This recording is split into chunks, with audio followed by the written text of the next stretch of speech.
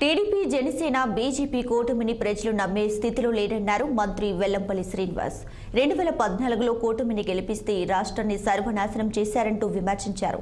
ఇక ఎమ్మెల్యే కాకుండానే మంత్రి అయిన నారా లోకేష్ రాష్ట్రానికి ఏం సేవ చేశారంటూ ప్రశ్నించారు. అప్పుల ఊబిలో కూరుకుపోయిన రాష్ట్రాన్ని సీఎం జగన్ గాడిలో పెట్టారన్నారు. ఇప్పుడు మళ్లీ జగన్ మీదకు ముగ్గురు కలిసి వస్తున్నారని, అయినా వైసీపీకి ప్రజలు పట్టం కడతారని ధీమా వ్యక్తం చేశారు. జగన్మోహన్ రెడ్డి గారిని ఏదో విధంగా ఓడిద్దామని ప్రయత్నం చేశారు. ఆ రోజు ఎవరెవరు మిమ్మల్ని ప్రజలు నమ్మలేదు.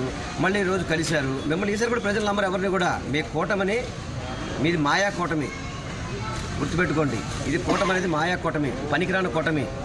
ఎవరు కూడా పట్టించుకోని కూటమి ఈ కూటమిని ఎవరు. ఎందుకంటే ఇలా ముగ్గురు కూడా ఈ రాష్ట్రానికి ద్రోహం చేసిన వాళ్ళే.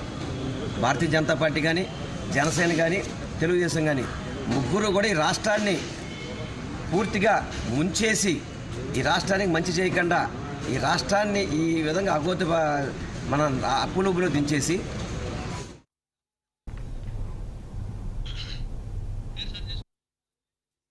ఆ రోజు ఎవరు